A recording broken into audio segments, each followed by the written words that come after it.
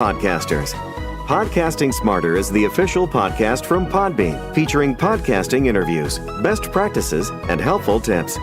We're here to give you the tools, resources, product updates, and news to help you get started podcasting and keep your podcast growing.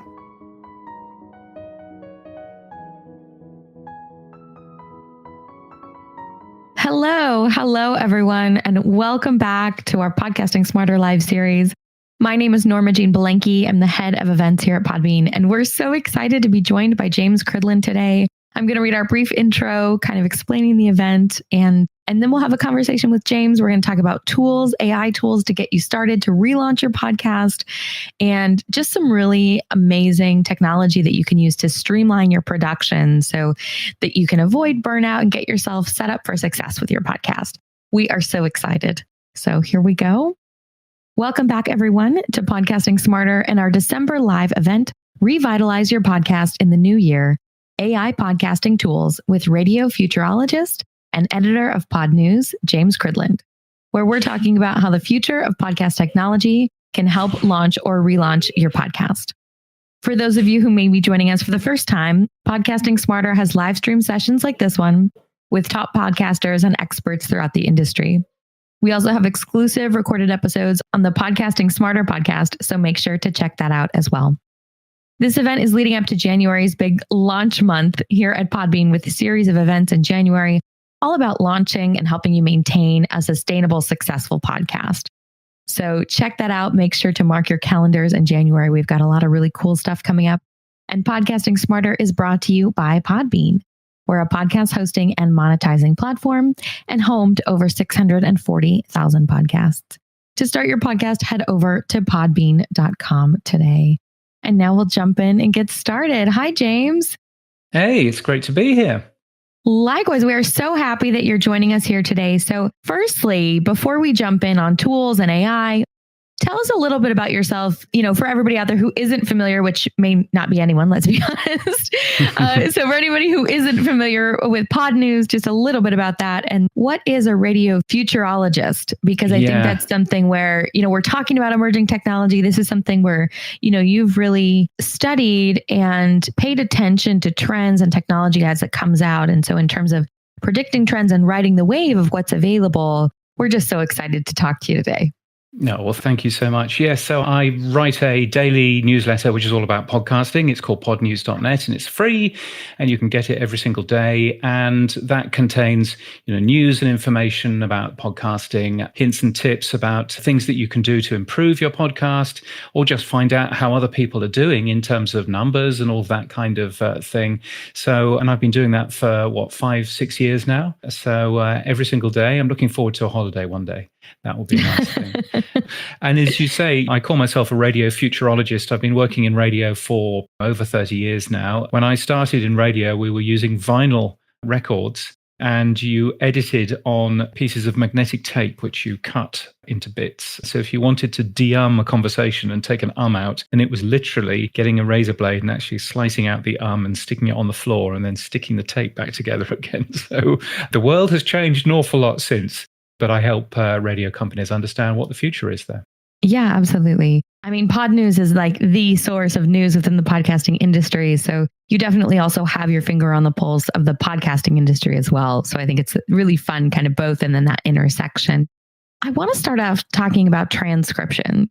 Transcriptions, it's such an important aspect of podcast metadata for several reasons, right? The first is to make sure your podcast is inclusive and that it's accessible to everybody who's differently abled. That's the number one. But number two is it really helps make your podcast more well-known and more searchable, right? Through that metadata. So transcription is a really big one. At Podbean, we have it, included in your hosting. Literally, you can just click transcribe this episode once you've uploaded it and, written all your show notes and everything. So it's a really fun feature, but there's a lot of ways to transcribe your podcast and a lot of tools out there. So in terms of the transcription services out there, what are some tools that you recommend for podcasters looking to create accurate transcripts of their episodes really efficiently? Yeah, I mean, transcripts, as you say, super, super helpful. And in fact, in some podcast apps, there's ways to get transcripts as you're listening to the show.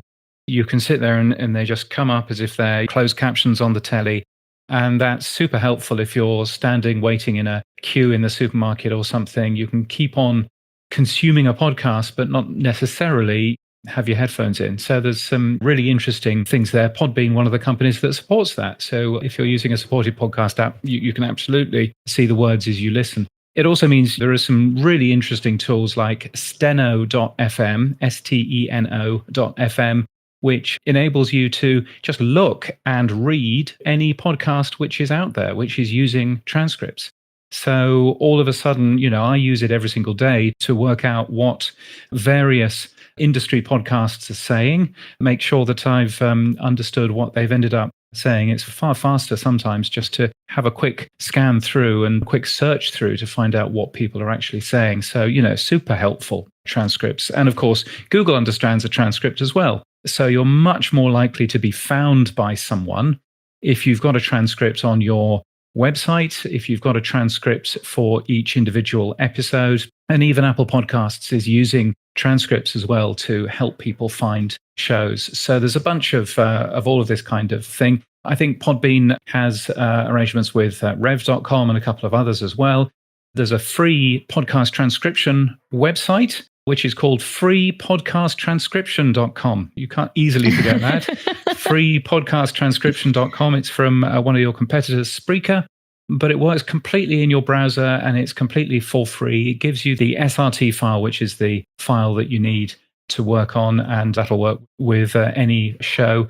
So, that's completely free. But also, there are ways of doing that in some audio editors as well, which I'm sure that we'll get onto. There's a thing called Whisper that lets you download a program to your computer, and your computer will do it all for you instead. So a bunch of different tools, a lot of them completely free. Some of them are quite slow, some of them are nice and quick, and probably you end up paying for the more faster ones. But they all seem to work really, really well. Yeah, absolutely. And I think it's something where there's going to be a transcription product for every podcast and every podcaster. And we just want to keep encouraging everybody to make transcripts for each episode. At this point, I think, from a podcaster perspective, you have no excuse not to, right? It's only going to help you. It's really straightforward. Like if you want to just press a button, we have it built in. Yeah.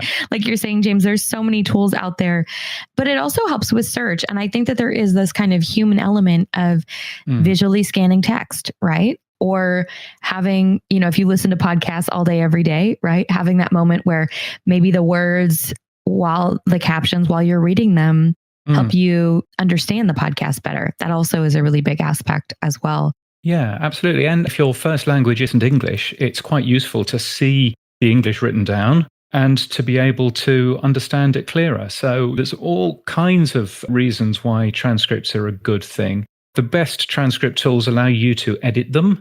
It doesn't do a very good job with my surname. It might not do a very good job with yours either. So, always good to go searching for transcript tools that allow you to actually edit. But yeah, super useful. And as I'm sure that we'll get onto, transcripts can also help you edit podcasts as well. Quite a lot of people will use transcripts of an interview that they've done to work out how to edit it, how to take it forward to go into a podcast and all of that. So there's some great tools that you can use there too. Yeah, absolutely. We're going to talk about that a little bit later. But I also just really wanted to quickly mention, you did mention that podcast transcripts are in a .srt file. So for everybody out there, if you're uploading your podcast episode, for instance, at Podbean, and you have your transcript file, you're going to want to just make sure you upload that file in the right format. And that is .srt. So that's also a really important thing. There's so many small technical details with podcasting, but in terms of transcription, it can really only help you, and you don't have an excuse anymore. You just make one. No, exactly. And the difference between a .srt file and a .text, which you could also use as well, is that .srt files contain the timings. So it makes life really easy. You'll have seen a .srt file if you're playing around on YouTube, for example. So it gets really easy to navigate through a show, to understand what was said when, if you're using one of those files. So yeah, they're a great, it's just worthwhile making sure that you're using a transcript like that rather than just a big wodge of text, which is very difficult to do anything with. Yeah, absolutely. That's what's so great about the technology coming out right now. Everything is timed so perfectly, right? The timing of these things, ad timing, is always baffling to me. It's so specific and exact, and it's amazing, the technology that exists within podcasting. But on the transcript side, you're right. It really does time it with that audio so that your audience can keep up, and it really is engaging, accessible, helps people find you in search. We can just do a whole event on transcripts. I mean, really, I could talk about it forever, but I want to talk next a little bit about production value, right? It's a huge issue for podcasters, and purchasing gear is really intimidating, right? Like if you're new to podcasting, if you've never made a podcast before, you're like, oh my gosh, how much do I need to spend on a mic? Am I going to be one of those people that just overspends and buys some super technical piece of equipment and maybe blow my budget? Or is it something where I'm going to buy something that maybe is, on the lower end of the scale, but doesn't meet my needs? What are the needs of a specific piece of equipment for podcasting, specifically microphones? If you're new to podcasting, it can be hard to decide how to set yourself up. Yeah, no, absolutely. And I think, this is the thing that is asked about an awful lot on, website forums, on Facebook groups, and all of this is, what should I buy? And, I'm looking to improve the sound of my audio. Improving the sound of your audio probably isn't going out and buying any new equipment whatsoever. Really improving your audio is learning how to use the equipment that you've got better. That's a great start, to be frank. Now, you and I are using fancy microphones on fancy stands and everything else. But if you're just getting into podcasting and you want a decent microphone, then I would recommend this one. This is a Sennheiser Profile. It's a USB microphone. It's about $150, I think. Plugs straight into your computer. You talk into it like this. So it's good for video as well, because you can still see somebody's face. And it's a really good, high quality, good piece of German equipment, and just works fantastically. And all you need is that and your computer. There are lots of other things. There are lots of other tools. So there's, you'll have something similar to this. This is a fancy looking Scarlett Focusrite interface, which you need cables to plug into your fancy microphone and everything else. And those are all fine and super if you really want to spend hundreds and hundreds of dollars on that. But frankly, you don't need it. Just a little USB microphone such as this on a decent stand.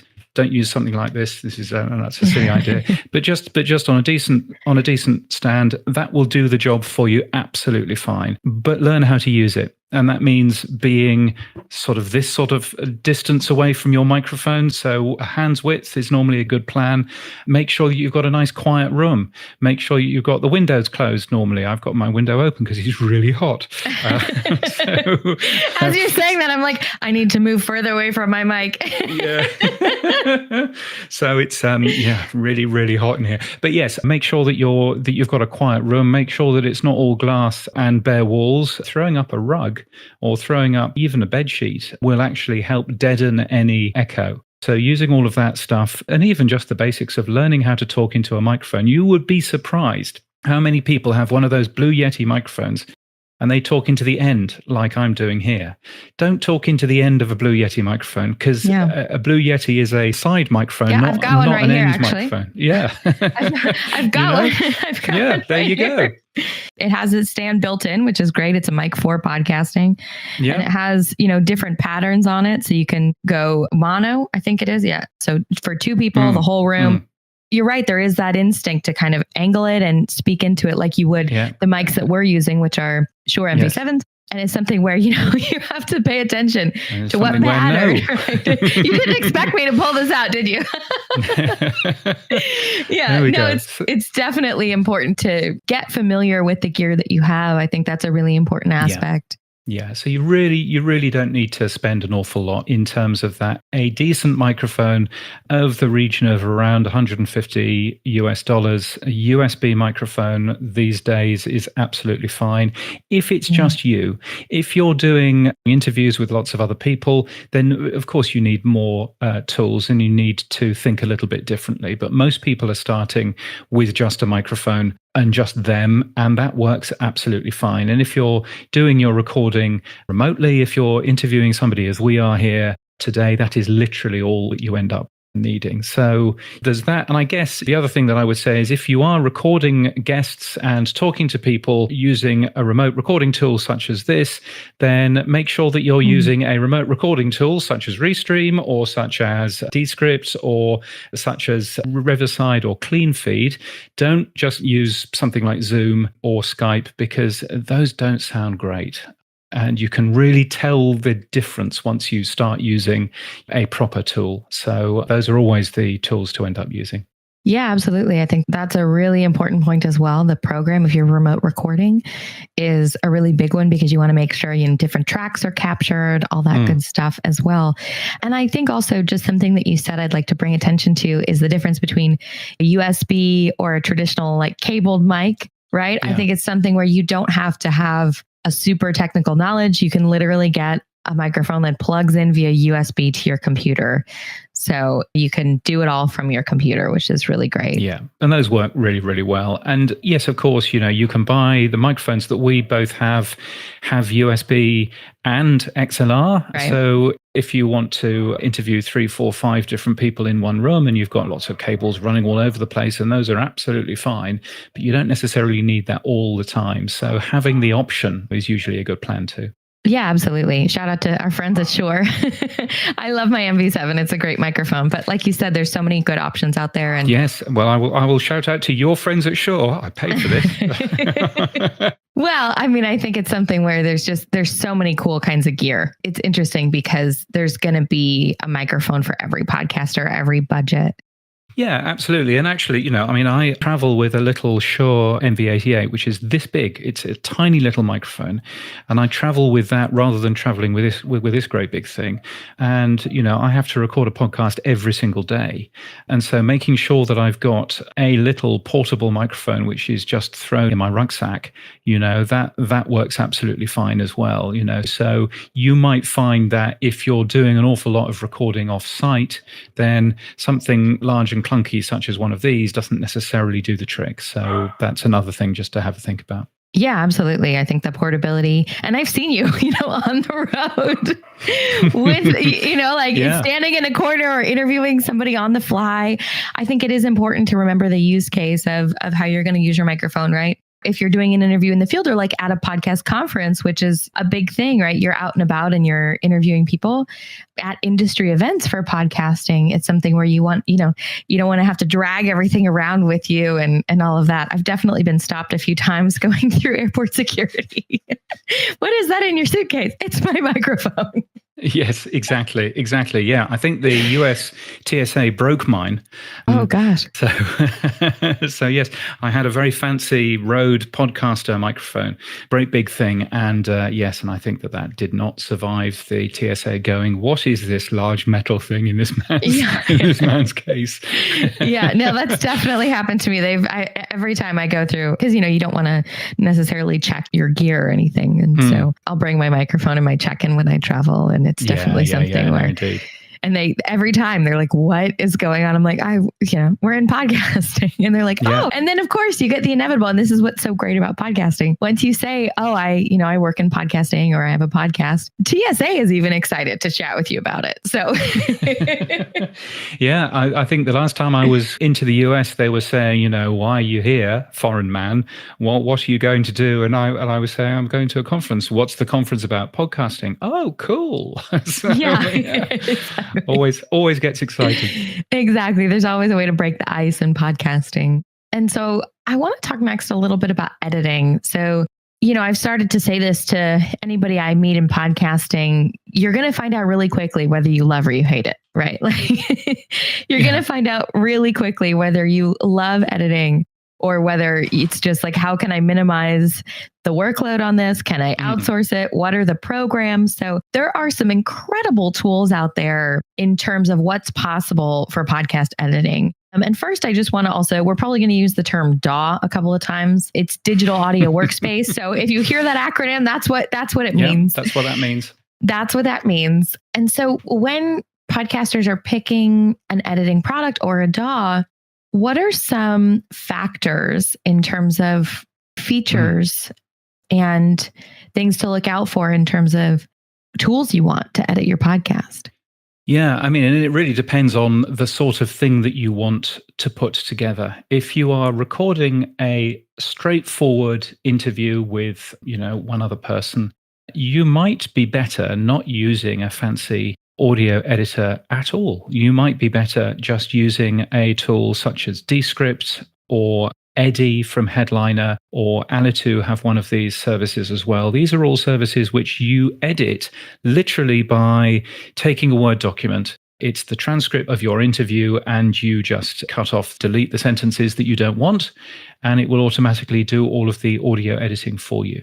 So you can do some really easy and really good edits with these sorts of tools. So Descript, the Alitu software, or Eddie from Headliner, those all work really nicely in terms of a simple, straightforward way of getting an interview and editing that down to make sure that, you've got the questions you wanted in there, you haven't got the questions that you didn't want in there. Some of them will automatically get rid of the ums and the ers, which is really smart. So you can end up doing, a bunch of that. And in fact, Descript also has a number of different tools which allow you to fix things after the recording. So if you get something wrong, for example, you can actually teach Descript your voice. And so you can actually change that word that you messed up to the word that you meant to end up saying, and Descript will actually regenerate your voice for you. So you can do some very, very smart things with that.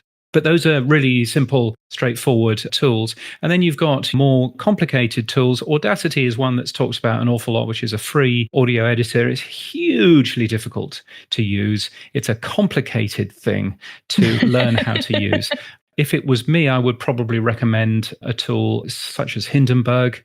And what Hindenburg allows you to do, the history of Hindenburg as an audio editor is it was built for busy radio newsrooms. People that wanted to make a little radio report, they wanted to pull in bits of audio from various places, and they wanted the audio editors to just fix everything and make everything sound as good as possible and make it as fast as possible as well. Also, obviously, a really important thing for a radio newsroom. And so that's where it came from. So as a result, it's perfect for podcasts, absolutely perfect. So it'll do all of the automatic leveling for you, so everything sounds the right level. It will now do automatic transcripts as well, so you can even edit using the words if you want to. You can do all kinds of magic tools, and it will also instantly upload. There's one button, and it will upload to Podbean directly. Yes, we've got that integration. Yeah, yes, so absolutely. You don't even need to fiddle around with the website and everything else. So there's a ton of these really smart tools that you can end up using. So Hindenburg is the one that I use every single day just because it is so fast. Adam Curry also uses it, and he invented podcasting, so he should probably know. Yeah, we do. I'm not sure if it's out yet, but we do have an episode with Nick Dunkerley from Hindenburg as well. So you can hear a little bit about the history. Like you said, it's such a cool story, James, about how Hindenburg was started. And it's a really great DAW in terms of being able to edit quickly and efficiently. And I mean, going back to some of the other solutions that you mentioned that enable you to edit via transcript, that's such a big aspect in terms of your knowledge base. You don't have to learn sound wave editing right?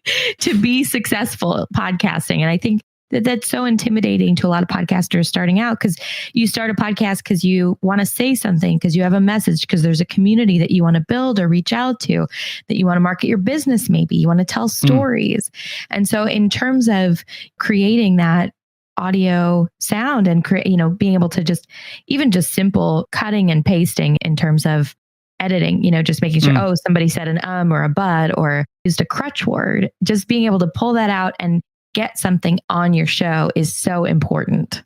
Yeah, no, absolutely. So all of those tools that just make life quicker and easier to put together, those are really helpful tools. But there are also tools out there that can also fix certain things. So there's one that I talk about a fair amount, which is from Adobe. It's a tool which is called Enhance. And what that does is, say you have a great interview that you've recorded with somebody, but because of whatever reason, it was in a noisy room, You could hear cars going past outside. You could hear helicopters or maybe dogs barking if you're me. And you really want to make sure that you get rid of that extraneous noise. Well, Adobe Podcasts has a free tool which is called Enhance at podcast.adobe.com. And you just give it the audio and it goes away and it gets rid of as much of that background noise as possible. So if you're recording by the side of the road, literally it just gets rid of all of that. It's a really clever tool. And in a pinch, if you need to rescue some audio, my co-host, I do a long form podcast every week called the Podnews Weekly Review. And my co-host interviewed somebody in a pub. And it was almost impossible to hear what they were saying. And I was thinking, Sam, did you have to do that? But put it through Adobe Podcasts and you could still tell that it was in a pub, but you could understand every single word. And that's super useful. So yeah, there's some great tools out there. There's also a tool called Orphonic. There's a plugin in Podbean for that if you're on Podbean. And what Orphonic will do is it will basically just take a look at your audio, make sure it's the right volume level all the way through, make sure that it's got rid of some obvious background noise that it can get rid of, things like mains hum and all of that kind of stuff. And it just sort of polishes the audio that you end up doing. So other podcast hosts call it magic mastering or something similar, but they're all using Orphonic under the hood. And they're great little tool that will just smarten up your audio and make sure that it's the right volume level and sounds as good as it possibly can. Yeah, absolutely. Because sometimes when you have a guest, you're going to be maybe a different volume, a different level than the guest, something like that. And so getting that kind of smoothness as a podcaster, you may not think, oh, that's super important to my content. But from a listener experience, it really does make a difference if, you're like this and then your guest is all the way out here or something like that. So I hope I demonstrated that. I understand what you mean, even if nobody else does. But yeah, no, absolutely. I mean, and making sure that you get the volume levels right, making sure that you get all of that stuff right. A good audio editor will do that for you like Hindenburg, but also, something like Orphonic will also do a pretty good job, not as good a job, but a pretty good job of fixing that as well. And it just makes it easier to listen to your show. And again, if that's one piece of advice for just how to make better podcasts, is go back and listen to your last podcast. Make sure that you're listening to it somewhere like in the car. Is it audible? Can you understand everything that's going on in that podcast? Is it the same volume level as the NPR podcast that you were just listening to, or the BBC podcast, or the ABC podcast, or whatever it was? Does it sound as good as the others? And that's usually a really good plan, just to have a second thought of listening back in a different environment. Does it still sound as good as you think it sounds? Yeah, absolutely. And I think that's something where podcasting is a continual journey. Nobody's going to get it right from day one. And so don't be afraid to listen to your show, think about the listener experience, whether it's the content, whether it's the software you're using, whether it's your gear, your microphone, whether it's, the sound volumes. I think these are all things that as a podcaster, you're going to develop your sound over time. And obviously, do your best. And we're here to talk about, all the tools that are just out there and incredible. And we've mentioned quite a few so far. So we'll have them here in the description of our event today so that you'll be able to, pop down and just click on some specific links. But I think it's something where don't feel intimidated. I think that's also an important aspect, right? Because it can feel overwhelming. But there are so many programs out there in terms of AI that can support that process of making sure your show is smooth and making sure that right now it's something where, like you were saying, there's several programs out there. You mentioned Adobe. We've talked about Descript.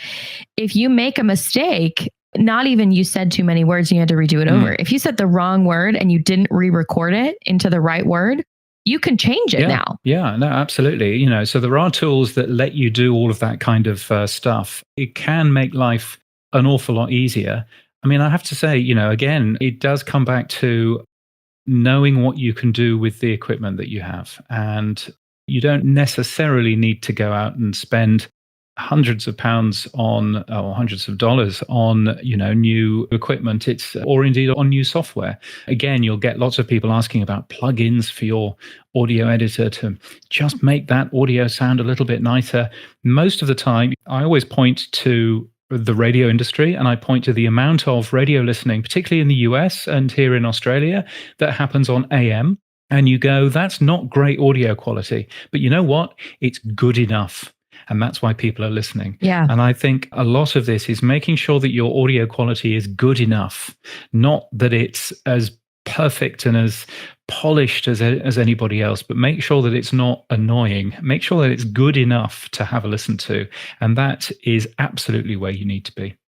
Yeah, absolutely. I mean, the best podcast is the one that's out there, right? It's the one that you can listen to. Yeah. So, we're talking about a lot of these tools today because it can be really intimidating, number one, to set yourself up for production, but also podcast burnout is also something that's very real. A lot of podcasts don't make it past 40 or 100 episodes, or even 6 or 8 episodes, because if you haven't found the right software to edit, or it feels like intimidating, or you haven't launched with a lot of episodes already produced and you feel the pressure of, oh gosh, I've said my episodes are going to come out on Tuesday and it's already Friday night and I don't want to make a new episode. I think it's important to think about these things on the front end and do everything you can to reduce stress for your future self. No, exactly. There are 4.2 million podcasts out there, and you think, oh my goodness, 4.2 million podcasts, that's almost impossible to compete against. What on earth am I doing in this world? And then you have a look and you go, actually, you know what?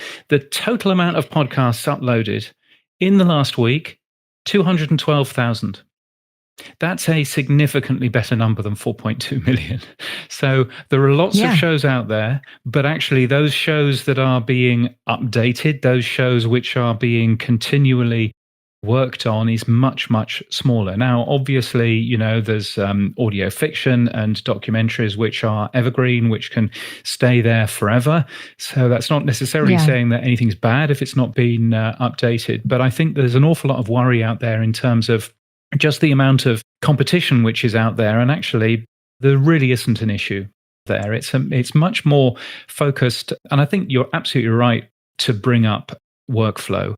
The reason that Podnews comes out every day at the time it does, which is either 6 or 7 in the morning in New York, depending on whether it's summer or winter.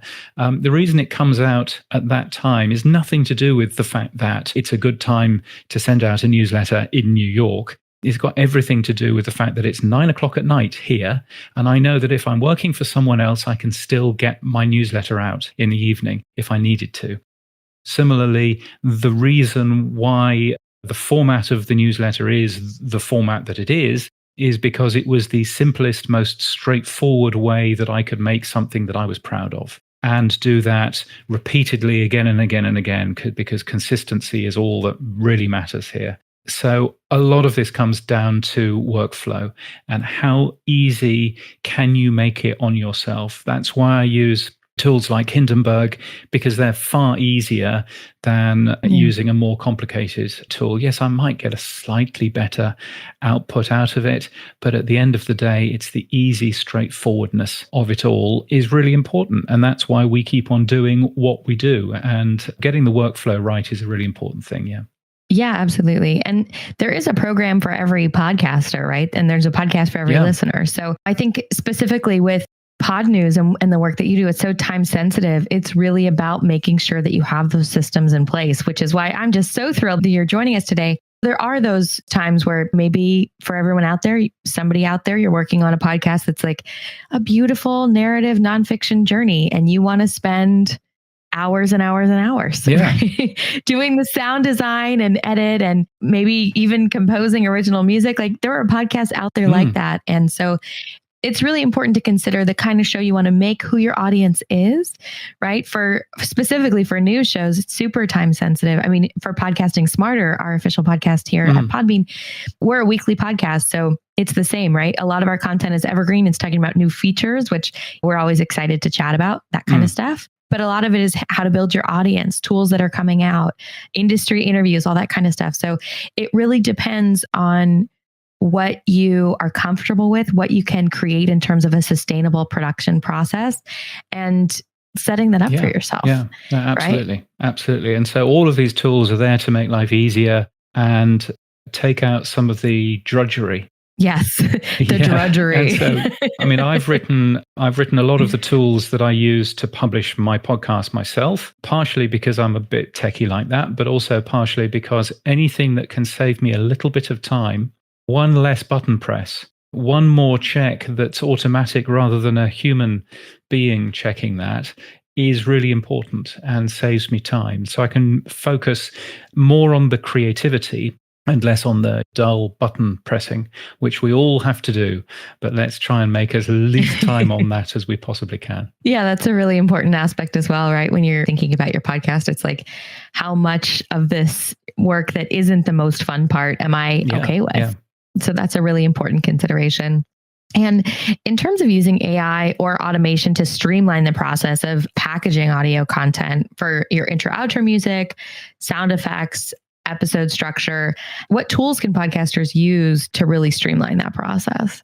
A number of different tools that you can use to basically pull different bits in of intros and outros and sound effects and things. Hindenburg that I showed you earlier has this thing called a clipboard. There you go. So hidden away on the side here is all of the different bits of music that I use. So if I want my main news music, then I can literally grab it from the clipboard and drop it in there, and you see it setting the correct volume level.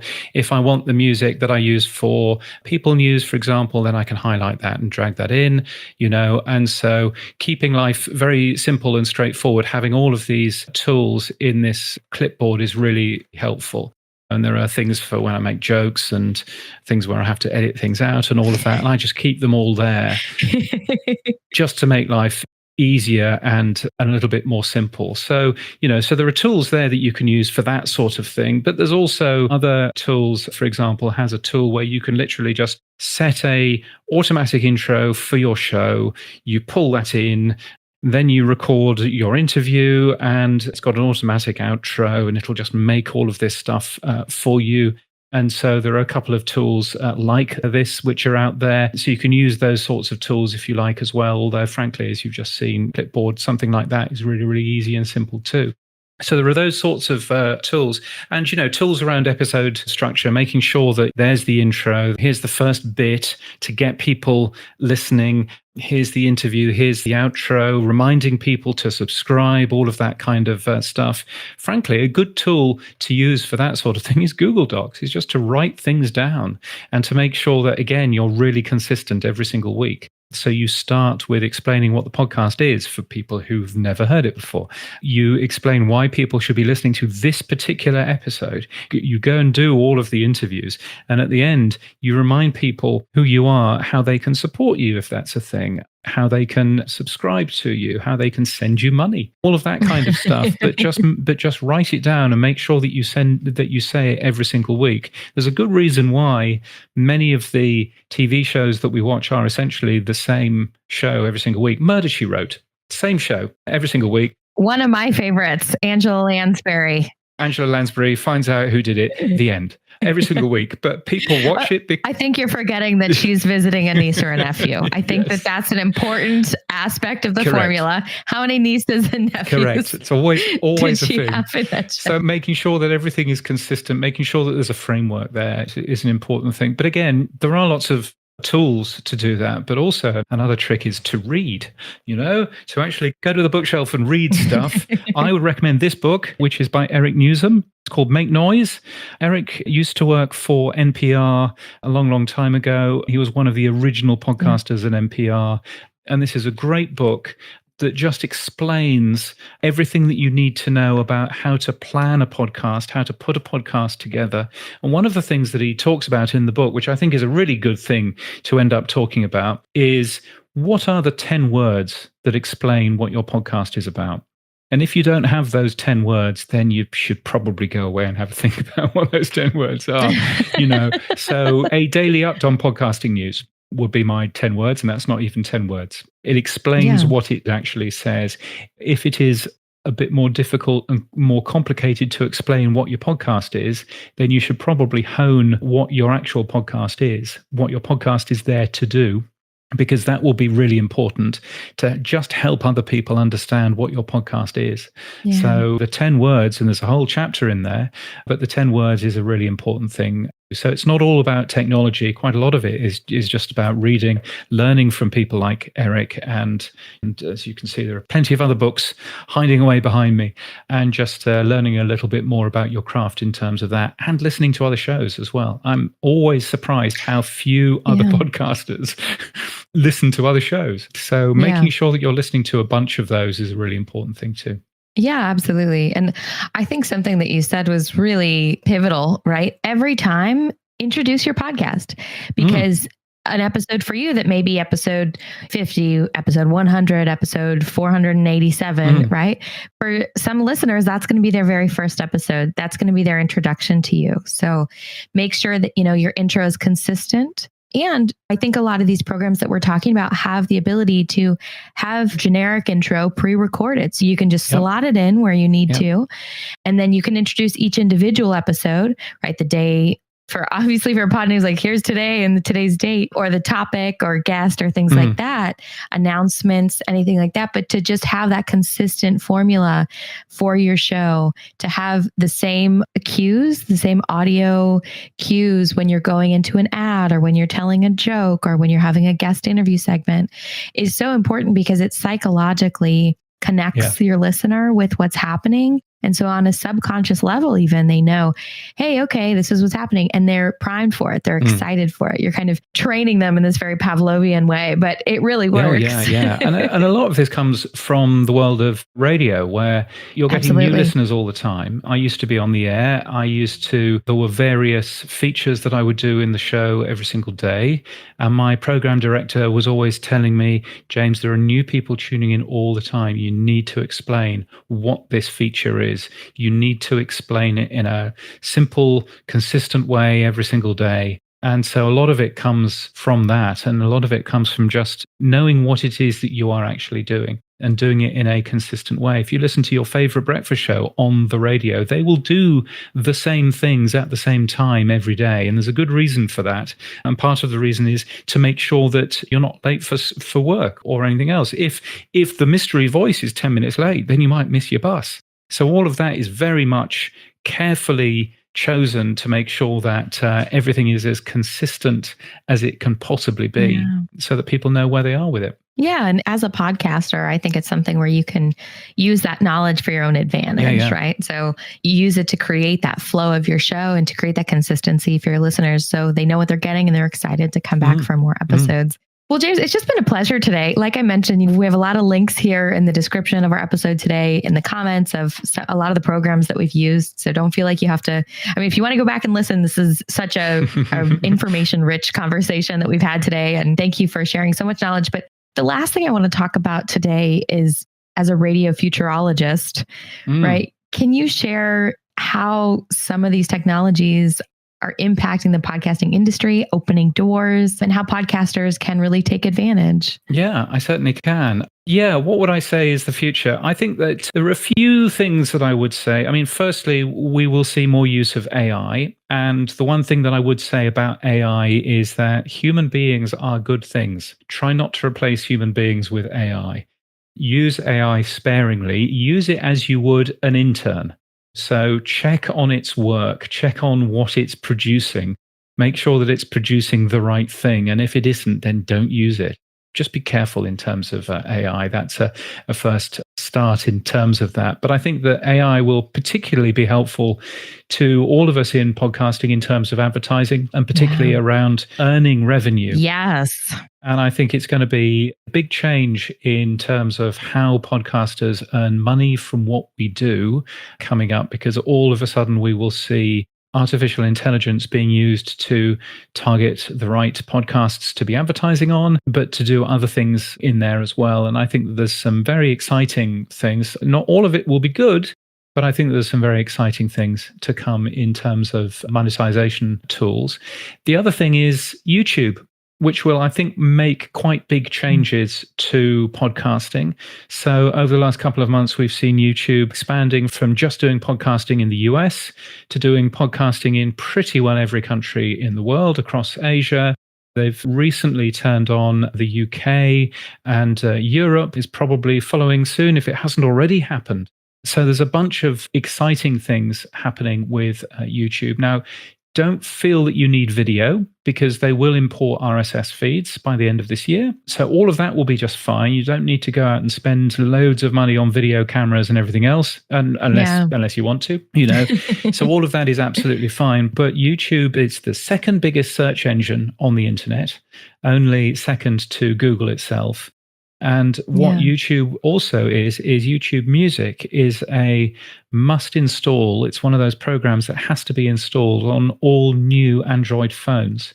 So if somebody gives you an Android phone, it's going to have YouTube Music on it, and it's going to have access to podcasts on there as well. And there's good news and bad news in terms of that. There are various things you can and can't do on a YouTube podcast.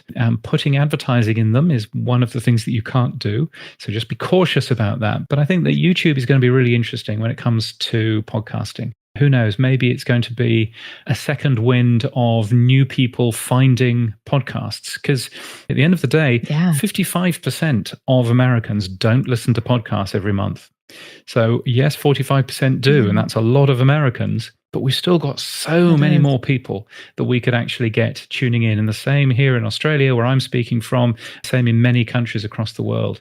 So the more people that we can get understanding what podcasting is, listening to podcasting on a regular basis, and increasing the amount of time that we spent listening to these particular shows is going to be really important. And I think that YouTube is certainly part of that. So that, I think, is very exciting and also a little bit daunting for other reasons as well. But I think hopefully is a good thing for where the future's going. Yeah, absolutely. I think both of those are just incredibly true. Like at Podbean, we've just launched AI audio generated ads. So the future is here. It's definitely something where seeing how that develops and seeing how ad technology within podcasting is just expanding at an exponential rate. It's really wild and exciting. And I think you're right. YouTube is watch the space. I think everybody is kind of like excited and also like, oh, this is going to be a little bit different, and more people are going to be able to find my podcast. And when you're looking at an app that comes stock standard with many millions of phones,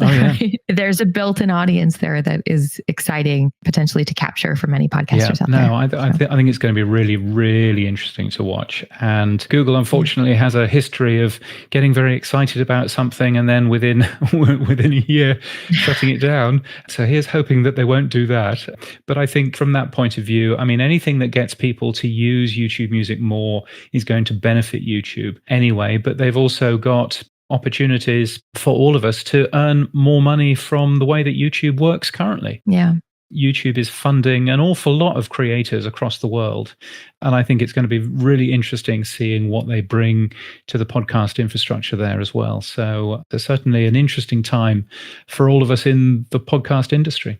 Yeah. Oh, well, James Cridland, podnews.net. It's been such a treat. Wow. Thank you so much for joining us. And I'll read our brief intro. Obviously, if you have any questions, reach out to us at podcastingsmarter@podbean.com, and you can watch the replay here on Podbean's YouTube channel, and it'll be up soon on Podcasting Smarter. Thank you, everyone, for joining us at Podcasting Smarter for our December live event, Revitalize Your Podcast in the New Year, AI Podcasting Tools with radio futurologist and editor of Podnews, James Cridland, where we've talked today about how the future of podcasting technology can help you launch or relaunch your podcast. For those of you who may be joining us for the first time, Podcasting Smarter has live stream sessions like this one with top podcasters and experts throughout the industry. We also have exclusive recorded episodes on the Podcasting Smarter podcast. This event is leading up to January's big launch month here at Podbean, with a series of events all about launching and helping you maintain a sustainable, successful podcast. So stay tuned for that. And if you joined late or you want to have another listen to this incredible conversation with so many tools and insights, you can replay this live stream on Podbean's YouTube channel and on our Podcasting Smarter podcast. We are brought to you today by Podbean. We're a podcast hosting and monetizing platform and home to over 640,000 podcasts. To start your podcast, head over to podbean.com today. And if you have any questions, once again, you can email us at podcastingsmarter@podbean.com. Thank you so much for joining us, and stay tuned for more podcasting tips and best practices in the new year. Happy podcasting, everyone, and happy holidays. Happy New Year. Thanks, James. Thank you.